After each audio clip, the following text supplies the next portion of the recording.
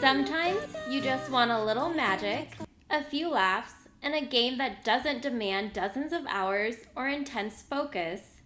Mado Monogatari, Fia and the Wondrous Academy on Nintendo Switch aims to offer exactly that. A lighthearted, dungeon crawling adventure with a cozy vibe and plenty of charm.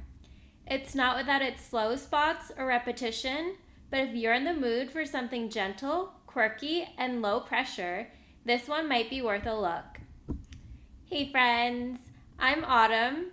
Welcome back to Cozy Cartridges, where we explore gentle games, nostalgic adventures, and the coziest corners of the gaming world.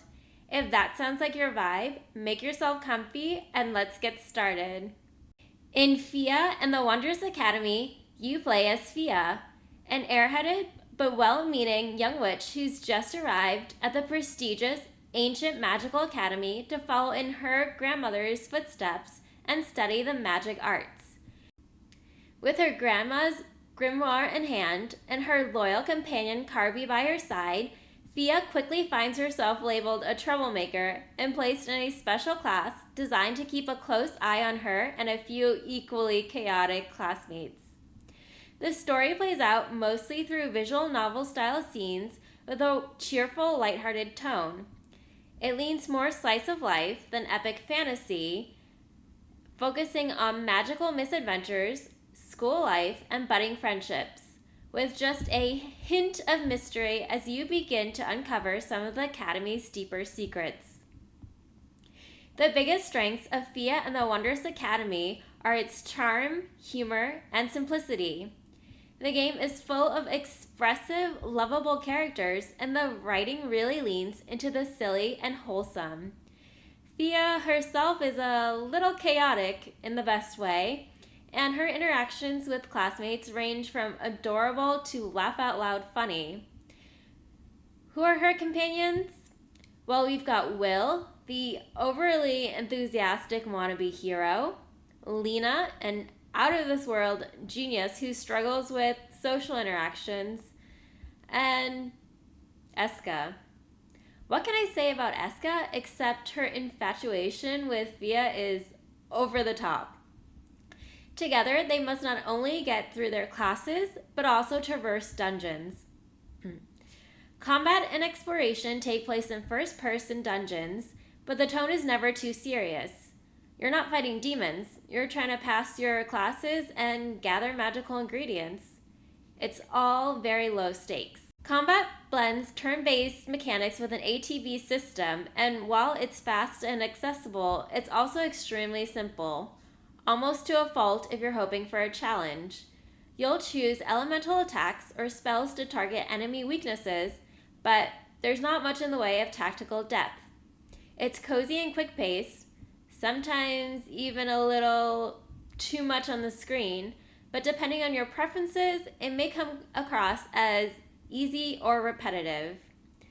The dungeons are procedurally generated, which adds some replayability, but it's also one of the game's weaker points. Each mission has you restarting from the bottom floor of a dungeon, and this repetition can wear thin fast. Rooms and encounters begin to feel samey, and there's limited visual variety to keep things fresh. Even when later dungeons introduce hazards like spikes and swinging obstacles. It also takes a while before you're fighting anything other than endless waves of puyos, which doesn't help the pacing. Outside of combat, Fia and the Wondrous Academy offers a handful of lighter systems that add variety to the day-to-day rhythm. You'll attend classes, receive assignments, and take magical exams, which are more charming than challenging. There's also fishing, cooking, although the only thing you can cook is curry, and synthesizing, all of which are simple and easy to grasp, but not particularly deep. These activities help break up the dungeon crawling and add to the game's cozy school life atmosphere. But like the rest of the gameplay, they're more about mood and pacing than mastery. So if you're looking for complexity, you might find them service level. Taken together, these elements paint a clear picture of where Fia and the Wonders Academy starts to show its cracks. While the game loop offers variety with combat, class attendance, fishing, cooking, and synthesis, the simplicity of these systems won't appeal to everyone. If you're hoping for deep mechanics or layered strategy, you'll likely find it a bit too shallow. This is very much of a comfort food or comfort snack kind of game, not a gourmet meal. Mado Monogatari, Fia and the Wondrous Academy has a lot of charm thanks to its fun cast and playful writing, but it's ultimately let down by average and at times mediocre gameplay. The combat is fun but can become tedious, and the procedurally generated dungeons start to blur together after a while. Even with its variety of mini-games and character moments, the core loop doesn't evolve much and can start to really drag. If you're in the mood for something light and low stakes, there's still some comfort to be found here, especially if you're nostalgic from magical school settings or are in need of a breather from lengthier, more intense RPGs. Just go in with modest expectations and maybe wait for a sale. Or buy a physical copy like I did that you might be able to trade in. Thanks so much for watching this review. Have you played Fia and the Wonders Academy, or are you thinking of picking it up? Let me know your thoughts in the comments. I'd love to hear what games you're enjoying right now.